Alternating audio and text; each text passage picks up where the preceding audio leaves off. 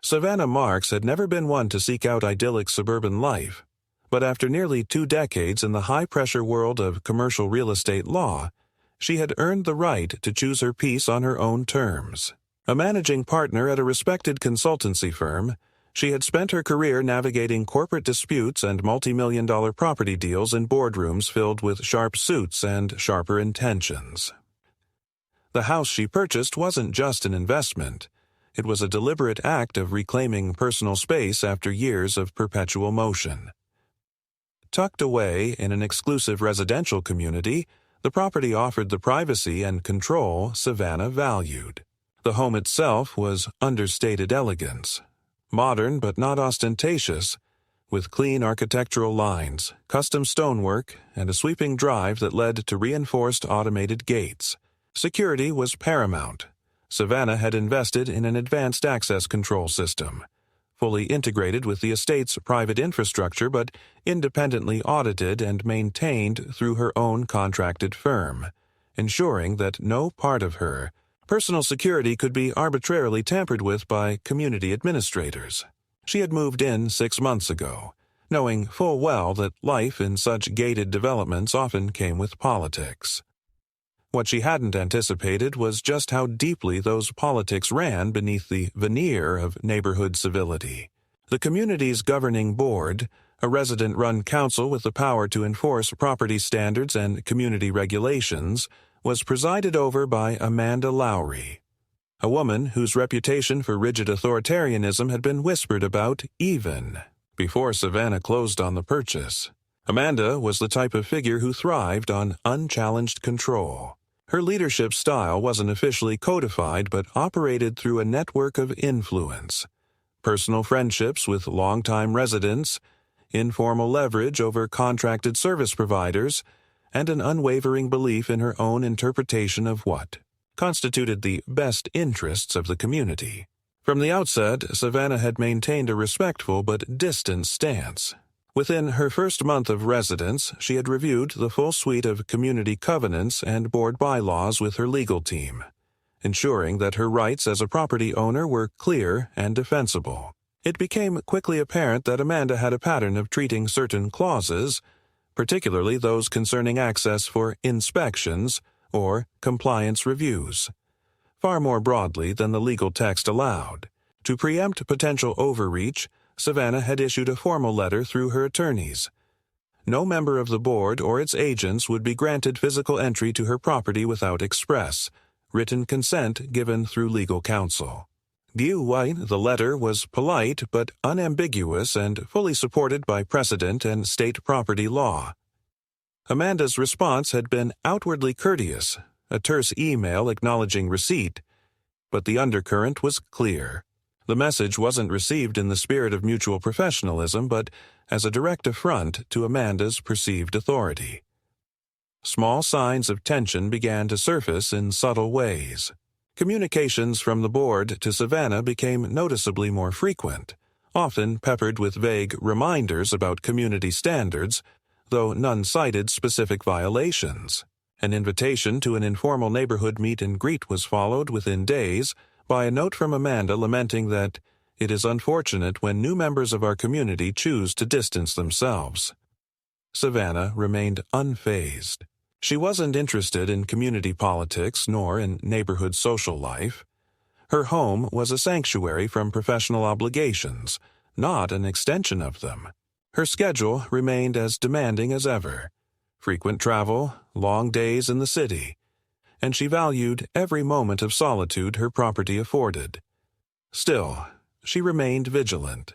Amanda's reputation wasn't built on social charm, but on an ability to maneuver within the rules, bending them through persistence and the complicity of less assertive neighbors. The first overt move came late one Thursday afternoon. Savannah returned home from a client negotiation in the city to find a certified letter from the board awaiting her. Inside was what purported to be an initial compliance assessment, signed and dated by Amanda herself, noting several supposed infractions. Landscaping deemed out of harmony with community aesthetics, exterior lighting potentially disruptive to neighboring properties, and most concerning, a notation that Savannah had declined to schedule the mandatory annual property review. The claim was a fabrication. No such review had ever been requested of her, let alone scheduled or declined.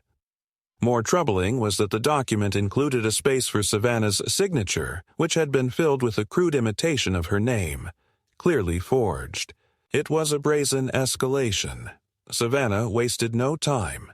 Her legal counsel drafted an immediate cease and desist demand, contesting the document and putting the board on formal notice. The letter pointedly outlined the criminal implications of document forgery and warned that any attempt to enforce penalties based on the fabricated assessment would trigger litigation. Copies were sent to the board's legal advisor and to the managing agent of the estate's contracted management company. The tone was professional, but the message was unmistakable. Savannah would not be passively targeted. Amanda's next move, however, shifted from covert paperwork to direct confrontation. Early Monday morning, while Savannah was reviewing deposition notes in her home office, an alert from her security system drew her attention to the front gate. A vehicle, Amanda's SUV, identifiable by its vanity plate, was idling just outside the entrance. Moments later, the intercom buzzed. Amanda's voice came through, clipped and insistent. She was requesting immediate access to clarify discrepancies related to recent board communications. Savannah's response was measured and calm. Through the system's two-way audio, she reiterated that no entry would be permitted absent prior legal coordination, referencing the standing notice already on file. The exchange was brief. Amanda did not argue, but the tension in her voice was evident. The SUV remained at the gate for several minutes after the call ended before finally reversing down the drive. Later that day, Savannah's legal team received a new letter from Amanda, this time couched in the language of concern and community spirit, expressing disappointment at the breakdown in communication and urging Savannah to reconsider her current adversarial stance. It was a thinly veiled attempt to reframe the situation, painting Savannah's assertion of her legal rights as an act of hostility. Savannah, seasoned in corporate posturing, recognized the tactic for what it was, an effort to shift blame and lay the groundwork for future accusations of non-cooperation. By this stage, the pattern was clear. Amanda was testing boundaries, escalating incrementally, gauging Savannah's responses. The forged document had failed. The direct approach at the gate had failed. What remained to be seen was how far Amanda would go to reassert her dominance, and whether her sense of impunity would lead her to miscalculate. Savannah had faced far more sophisticated adversaries in her professional life. She knew that when personal egos collided with legal frameworks, the outcomes could be unpredictable and often explosive. What Savannah did not yet know was that Amanda's next move would abandon the pretense of procedural propriety altogether. The events that would unfold in the coming days would push the simmering tensions from a battle of documents and jurisdiction into a very public and undeniable confrontation, one that would expose not just Amanda's overreach, but the fragility of the unchecked power dynamics that had governed the community for far too long. The following week unfolded with a deceptive calm. Savannah, accustomed to adversaries who regroup and recalibrate after a setback, remained watchful. She instructed her security consultants to perform a comprehensive review of her gate's digital logs, ensuring there had been no unauthorized attempts to breach her access system. Everything appeared in order. Yet, beneath the surface of procedural normalcy, a deeper game was beginning to unfold, one that would soon pierce the boundary between legal maneuvering and outright provocation. The first indication came in the form of an email, innocuous in appearance, time-stamped just past midnight on a Tuesday. It arrived from the community management's official address, formatted as a routine update to residents regarding scheduled maintenance on common areas. Buried within the text, almost as an afterthought, was a line stating that updated protocols for compliance verification and community inspections had been adopted, effective immediately, with implementation overseen by the board's executive committee. No further details were provided. Savannah's instincts sharpened. The phrasing was deliberately vague, a linguistic sleight of hand designed to imply new authority without openly declaring it. A call to her attorney the next morning confirmed her suspicion. No formal amendments to the community covenants or bylaws had been processed through the required resident vote or filed with the county. The so-called protocols had no legal standing. They were, at best, an internal memorandum. At worst, a pretext for extra-legal enforcement.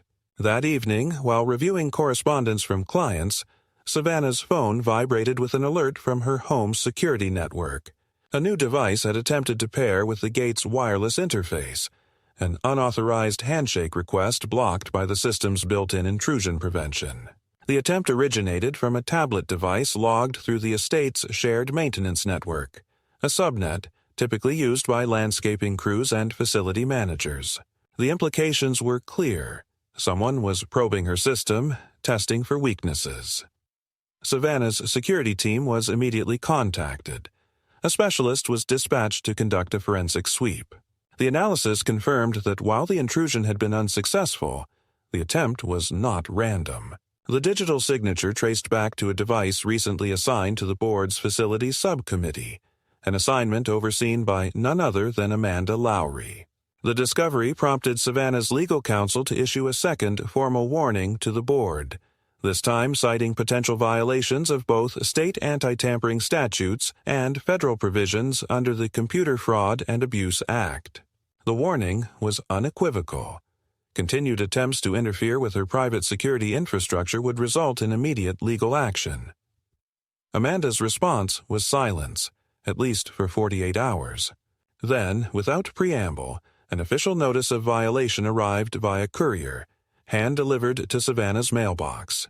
The document accused her of non-compliance with the newly adopted inspection protocols, citing an alleged refusal to permit entry to authorized board representatives. It demanded that Savannah remedy the violation by scheduling an immediate on-site inspection or face escalating fines and potential legal recourse through community arbitration. The absurdity was staggering. The protocols in question lacked any legal validity. The violation was entirely fabricated.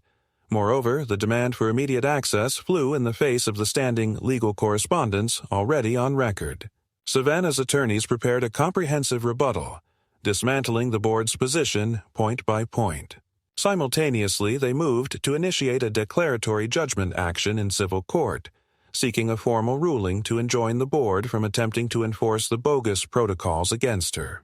It was an aggressive but necessary step, a preemptive strike to forestall further escalation through shadow policy. Yet, even as the legal gears began to turn, Amanda was preparing her most audacious maneuver yet. Early Friday morning, Savannah departed for a scheduled client meeting in the city. Midway through her commute, an urgent call from her head of security interrupted her train of thought. There had been an incident at the property. Upon arriving on site to perform routine checks, the team discovered a work crew from the community's contracted maintenance provider parked just outside the front gate. The crew, operating under a hastily issued work order signed by Amanda, was attempting to access the utility enclosures adjacent to Savannah's property line, critical junctions for electrical and data services. Savannah instructed the team to hold their position and document the situation in full. The work order itself, once reviewed, proved to be a forgery. Amanda's signature was genuine, but the authorizing line citing board-approved emergency maintenance referenced no actual resolution or vote. It was a unilateral directive masquerading as board action. The crew, upon confrontation, admitted they had been instructed to proceed without contacting the property owner, under the assumption that board clearance sufficed. They withdrew once the legal ambiguity became evident, but the message was unmistakable. Amanda was now willing to weaponize the estate's vendor relationships to pressure Savannah indirectly. By the time Savannah returned home that afternoon, the atmosphere around her property had palpably shifted. Surveillance footage revealed multiple instances of board-associated individuals driving past her residence at irregular intervals. Neighbors, previously cordial, now seemed hesitant, offering clipped greetings or avoiding eye contact altogether. Rumors, Savannah learned through discreet channels, were being circulated. Accusations that she was attempting to undermine community unity, that she was hostile to neighborly engagement, even that she posed a security concern by obstructing necessary inspections. Amanda was no longer operating within the confines of official process. She was orchestrating a campaign of reputational sabotage, sowing division to isolate Savannah socially while laying the groundwork for potential collective board action. The pattern was familiar to Savannah from her corporate litigation work, a classic pressure tactic aimed at wearing down the target's resolve. But Amanda had gravely misjudged her opponent. Savannah was no passive resident overwhelmed by petty politics. She was a seasoned strategist with deep legal acumen and an unshakable understanding of her rights. Recognizing the need to escalate her own preparations, Savannah convened an emergency consultation with her security and legal teams. The decision was unanimous. It was time to shift from defensive posture to proactive containment. A formal request was submitted to the estate's contracted management company, demanding a full audit of all recent board communications and work orders issued under Amanda's authority. Simultaneously, an independent third-party security firm was engaged to supplement existing surveillance coverage and to monitor for any further unauthorized activity near Savannah's property.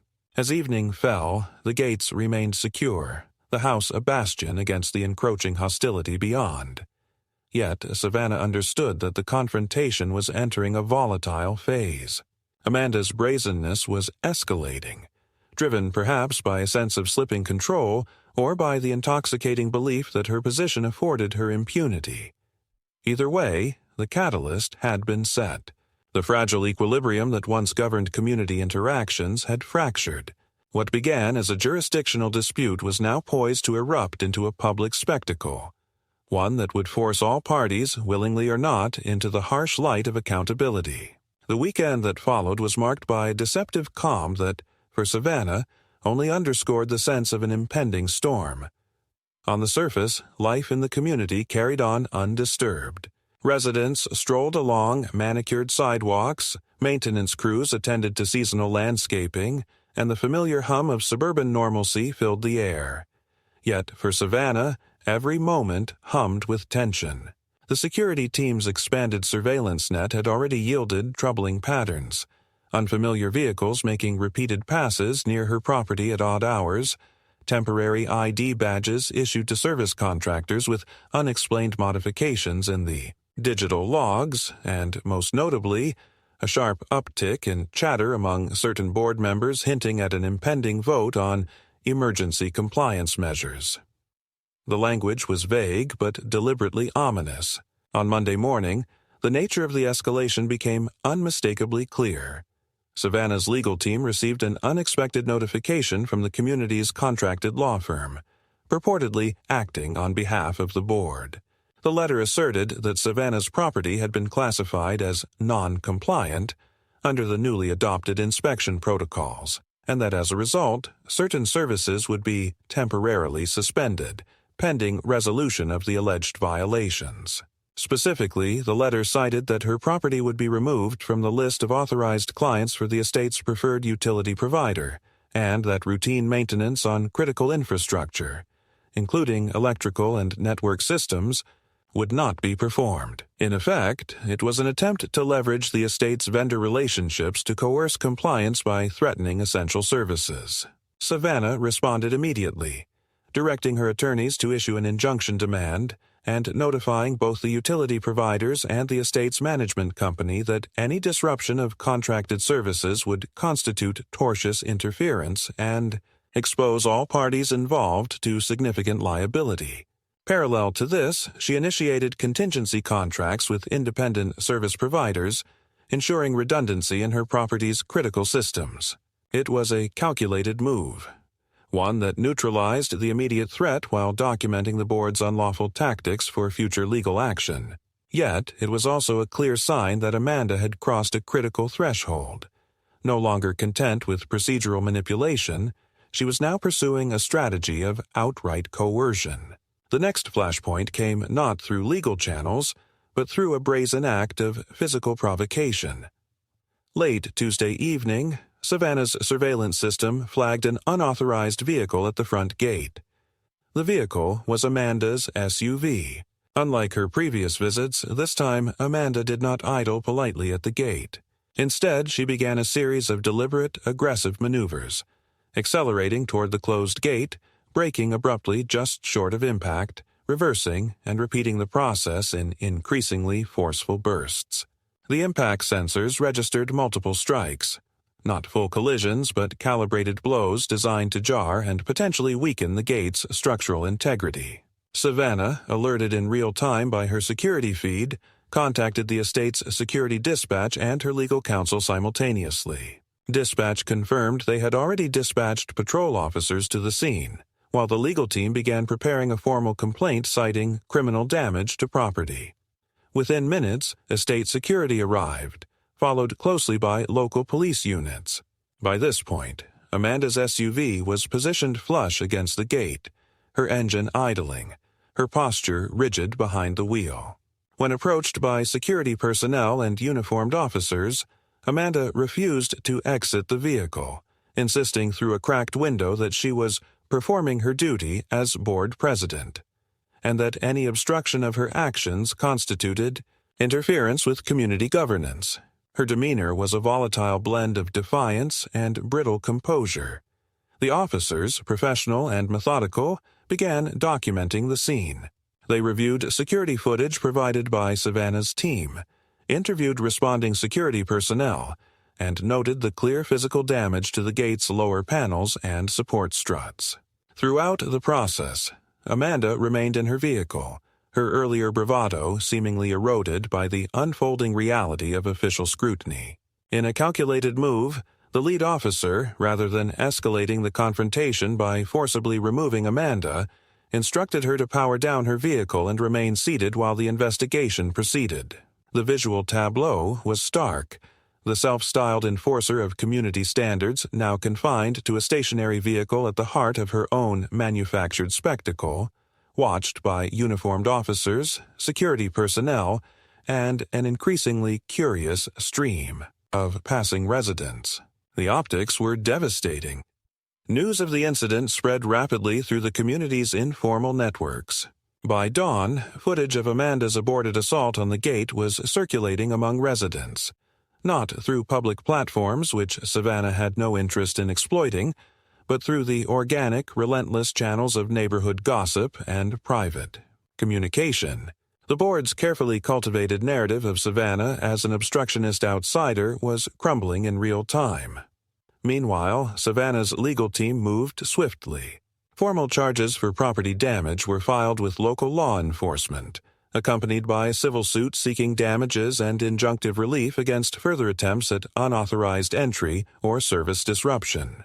Simultaneously, a request was filed for a court-issued protective order barring Amanda from initiating or directing any action involving Savannah's property or its associated service contracts. Yet, even as the legal mechanisms engaged, Savannah remained acutely aware that Amanda's response was unlikely to be one of contrition or retreat.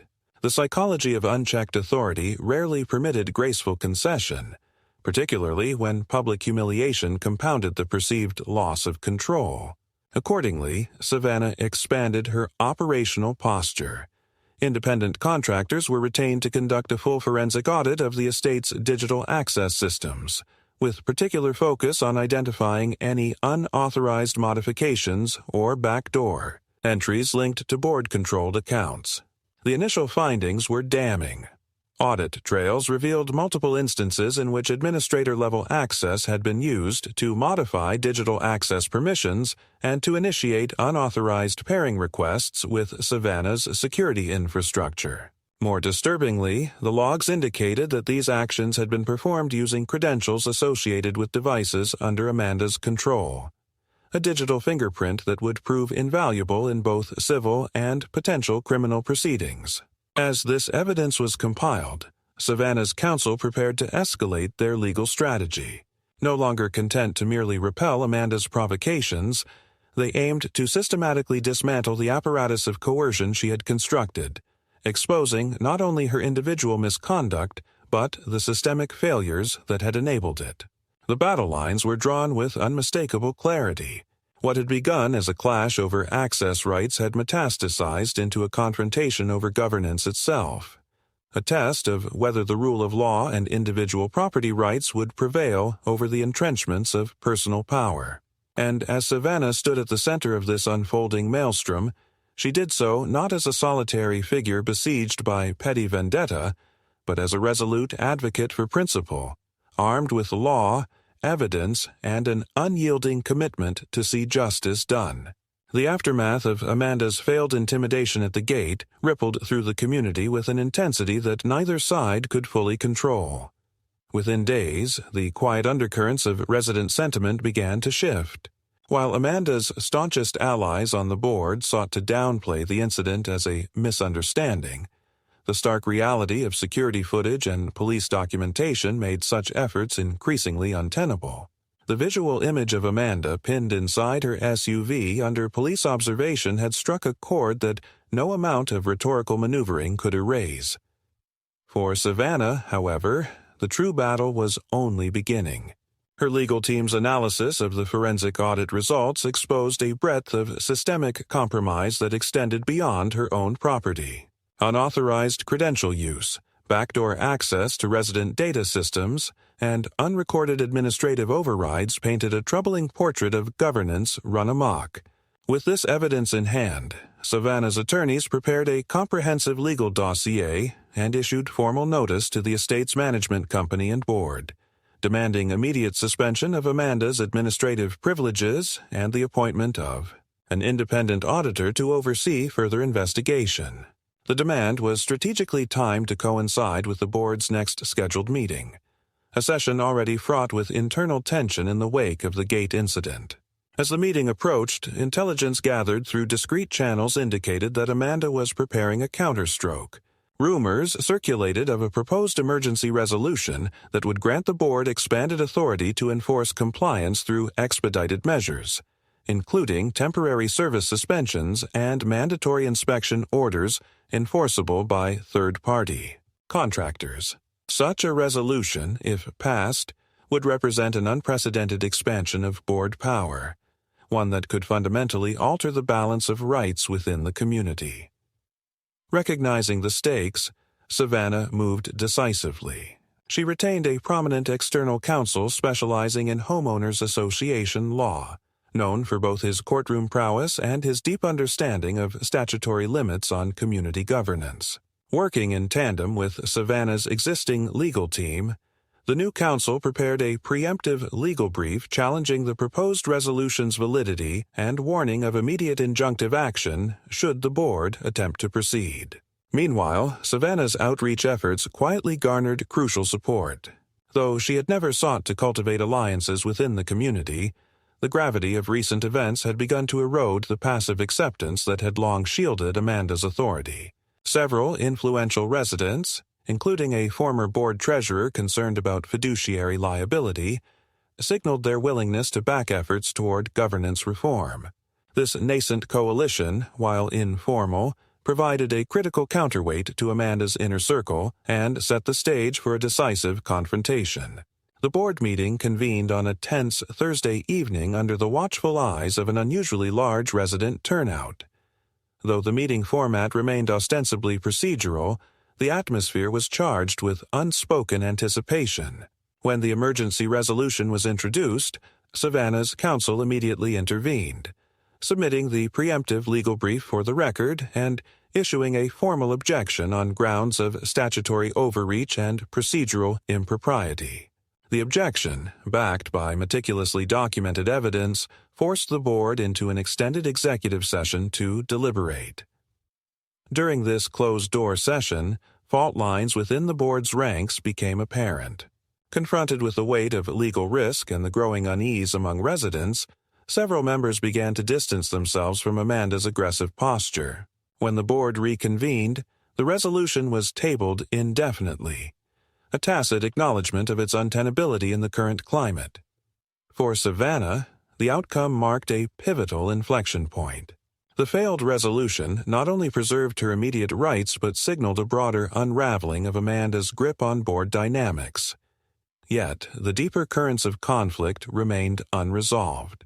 Determined to restore accountability, Savannah's counsel proceeded to file a formal petition with the county court seeking judicial oversight of the board's governance practices and requesting the appointment of a court-monitored compliance officer. Concurrently, Savannah authorized the public release of a sanitized summary of the forensic audit findings to the community at large, accompanied by an open letter affirming her commitment to lawful governance and the protection of individual property rights. The response from residents was swift and overwhelmingly supportive.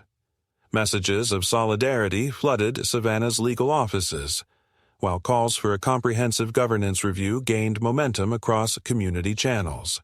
Amanda's attempts to discredit Savannah through whispers and insinuations now rang hollow against the backdrop of documented evidence and growing communal awareness. Yet, even as the tide of opinion shifted, Savannah remained acutely aware of the volatility of the moment.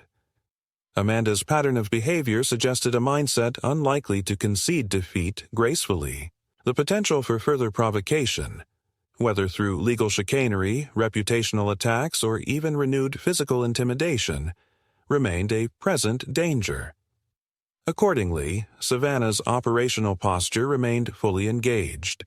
Security protocols were maintained at heightened readiness, legal contingencies were prepared for rapid deployment, and the emerging coalition of reform-minded residents was discreetly organized into a coherent advocacy front. Through it all, Savannah maintained her characteristic composure. For her, the unfolding drama was not merely a personal battle, but a matter of principle, a test of whether the rule of law could prevail over the corrosive effects of unaccountable power. In this contest, retreat was not an option, and compromise on fundamental rights was inconceivable. As the sun set on a community now awakened to the realities of its governance, the path forward remained fraught with challenges. But for Savannah, the course was clear. The fight for lawful order had entered its critical phase, and she was prepared to see it through to its rightful conclusion. The days following the failed board resolution saw the community settle into an uneasy calm, but beneath the surface, tension continued to build. Savannah remained vigilant, fully aware that Amanda's pattern of behavior thus far suggested escalation rather than withdrawal. Amanda had invested too much of her personal capital into this campaign to abandon it quietly, and Savannah anticipated that the next phase would likely move beyond formal channels altogether. Her instincts proved correct. The first signs of renewed provocation emerged not through official correspondence or board directives, but through more insidious means. Savannah's legal team began receiving an influx of correspondence from various contractors and service providers affiliated with the estate. Many of these communications were inquiries regarding supposed changes to Savannah's service agreements or requests for confirmation of cancellations she had never authorized. It quickly became apparent that someone had been attempting to interfere with her contracted services by submitting fraudulent modification requests under her name. Fortunately, Savannah's meticulous documentation and pre-existing relationships with her service providers prevented any actual disruptions. But the pattern was clear. Amanda or her proxies were now attempting to wage a campaign of attrition through administrative harassment, seeking to create logistical chaos and wear down Savannah's resolve. In response, Savannah's legal counsel issued a broad cease and desist notice to all relevant vendors and contractors, warning that any further attempts to act upon unauthorized requests would expose them to liability. At the same time, they initiated an investigative sweep to trace the source of the fraudulent submissions. The preliminary findings pointed once again to access points within the estate's shared administrative systems. Systems that, as the ongoing forensic audit confirmed, remained deeply compromised under the residual influence of Amanda's network. Meanwhile, the social dimension of Amanda's campaign intensified. A new round of anonymous flyers began circulating throughout the community, delivered via mail slots and posted on bulletin boards in common areas. The flyers painted Savannah as a dangerous, destabilizing influence who sought to undermine the community's cohesion and threaten the safety and security of residents. The language was inflammatory, the accusations entirely baseless, but the intent was clear: to stoke fear and resentment, to rally wavering residents back under Amanda's sway, and to isolate Savannah further within the community's social fabric. Savannah, well-versed in the dynamics of reputational attacks from her corporate litigation background, responded strategically. Rather than engaging directly with the slander, she focused on reinforcing her alliances with the growing coalition of reform-minded residents. Private meetings were convened in neutral venues, legal advisors briefed supporters on the realities of the situation, and a structured campaign was developed to counter Amanda's narrative with a fact-based, legally grounded message of governance, reform, and resident rights. These efforts began to bear fruit. Increasingly, residents who had previously remained silent out of deference to Amanda's perceived authority began to voice concerns about the board's direction and the corrosive atmosphere taking hold within the community. Recognizing the shifting tide, Amanda escalated her tactics yet again, this time moving into the realm of financial coercion. Without a formal vote or proper notice, she directed the board's treasurer, one of her remaining loyalists, to issue revised fee assessments to Savannah, citing special compliance-related expenditures incurred due to Savannah's supposed obstruction of board operations. The assessment demanded an immediate payment of several $1,000s and threatened lien proceedings for non-payment. This maneuver was both reckless and illegal. Savannah's legal team responded with swift precision, filing an emergency motion for injunctive relief and simultaneously initiating proceedings to hold the board accountable for breach of fiduciary duty and abuse of authority. The court, upon review of the motion and accompanying evidence, granted a temporary restraining order barring the board from pursuing any enforcement action related to the fraudulent assessment and scheduling an expedited hearing on the broader claims. Meanwhile, the forensic audit continued to yield damning evidence. Detailed analysis of system logs revealed that Amanda had, on multiple occasions, personally accessed resident data repositories and manipulated administrative records without proper authorization or oversight. The findings were compiled into a comprehensive report that Savannah's legal team prepared to submit as part of their court filings. Beyond its immediate legal implications, the report served as a rallying point for further galvanizing resident support. An open forum was organized under the auspices of concerned residents, a legally sanctioned assembly independent of board control, where the findings were presented and discussed. The forum drew an unprecedented turnout. Residents who had once viewed the unfolding conflict as a private dispute now understood it as a systemic governance crisis with implications for the entire community. Faced with mounting legal peril and eroding support, Amanda lashed out with characteristic desperation. In a particularly audacious move, she orchestrated an attempt to bypass Savannah's external security systems by coordinating with certain estate contractors to gain physical access to her property under the pretext of conducting mandatory safety inspections. The effort failed spectacularly. Savannah's security protocols, already reinforced in anticipation of such tactics, detected the unauthorized access attempts in real time, triggering immediate lockdown procedures and automated alerts to local law enforcement. Responding officers arrived on scene to find a group of contractors attempting to force entry under Amanda's verbal direction. The incident was fully documented, and formal charges were pursued against all involved parties, including Amanda, for criminal trespass and conspiracy to commit property interference. The public fallout from the failed incursion was immediate and severe. Media coverage, which Savannah had thus far sought to avoid, became inevitable as news of the incident spread beyond the confines of the community. Local outlets began reporting on the escalating governance scandal, further undermining Amanda's position and prompting external scrutiny from regulatory bodies overseeing community governance standards. Under growing pressure, several key board members began distancing themselves from Amanda, issuing public statements condemning the unauthorized actions and expressing support for governance reform. At this critical juncture, Savannah's legal team moved to consolidate their position.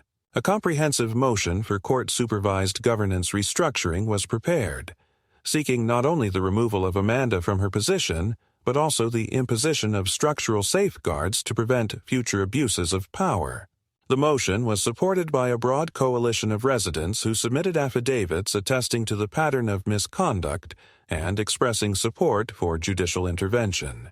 The stage was thus set for a decisive legal showdown, one that would determine not only the immediate outcome of Savannah's battle, but the future trajectory of governance within the community.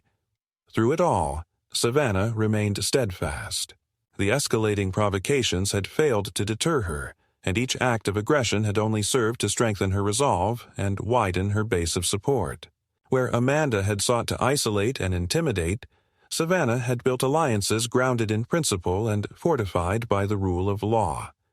The path to resolution remained arduous, but the momentum was now unmistakably on her side.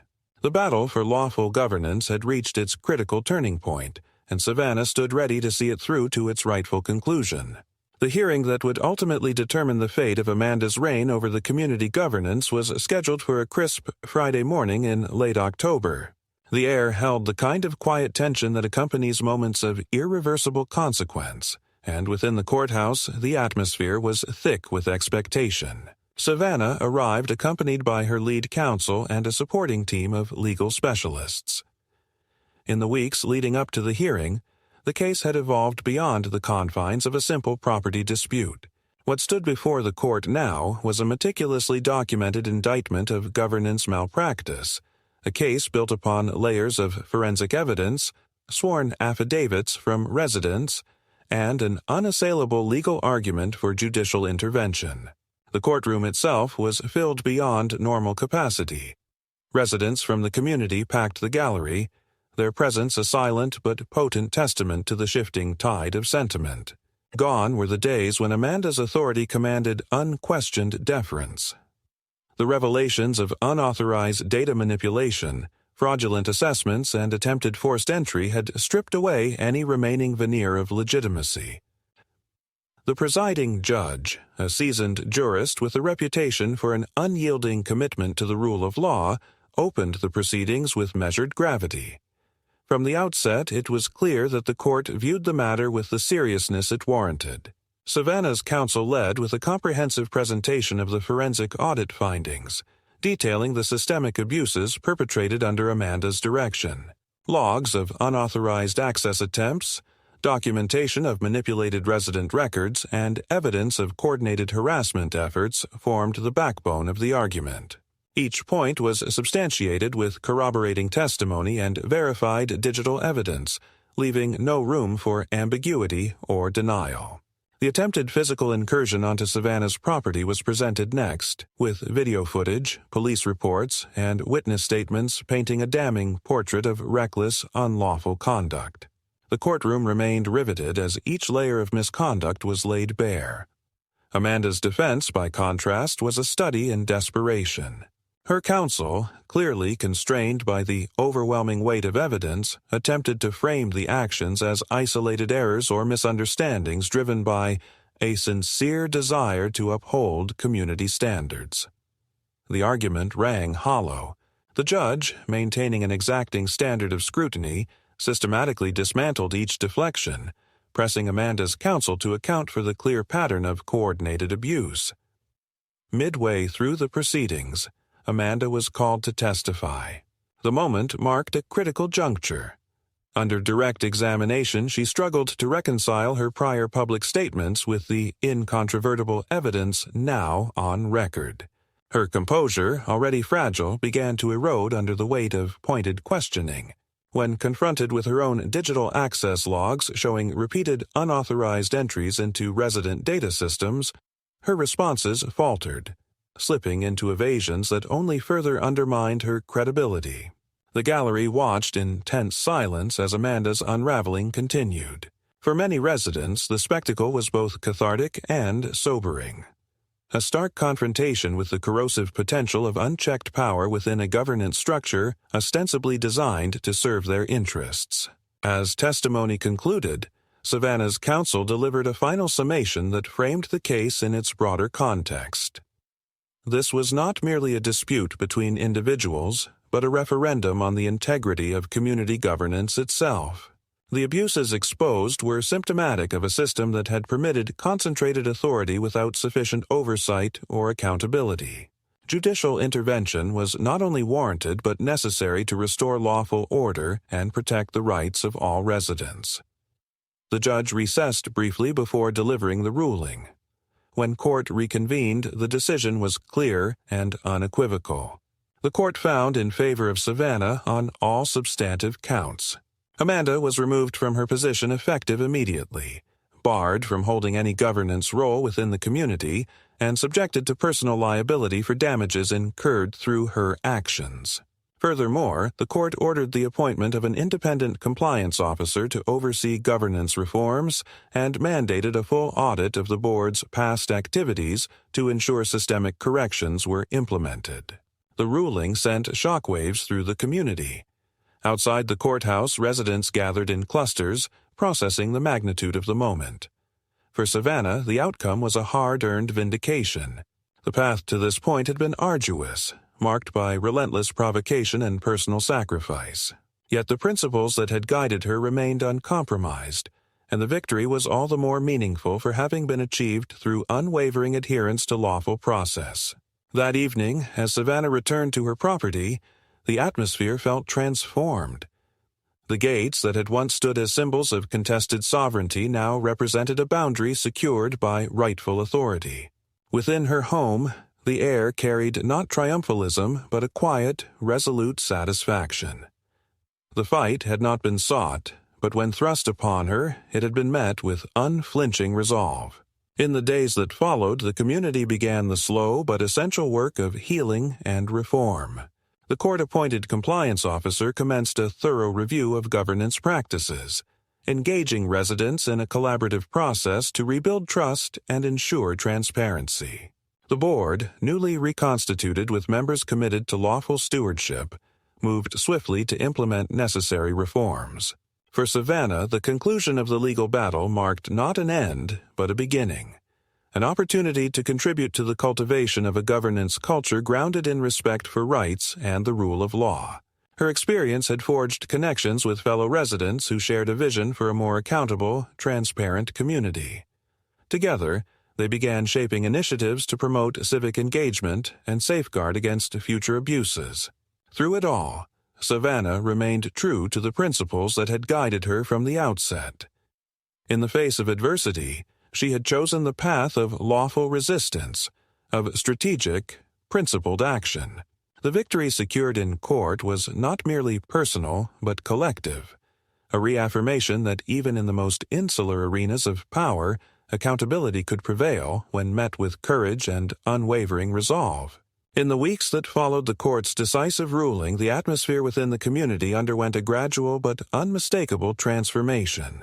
Where once a pervasive undercurrent of intimidation and unease had dictated the rhythm of daily life, a sense of cautious optimism began to take hold. Residents who had previously remained silent, whether out of fear or complacency, now found their voices, participating openly in the reform process initiated under the guidance of the court-appointed compliance officer. Savannah, though never one to seek the spotlight, was now regarded as a central figure in this renaissance of governance integrity. Her actions had not only dismantled a regime of abuse, but had illuminated the path toward a more transparent and accountable system.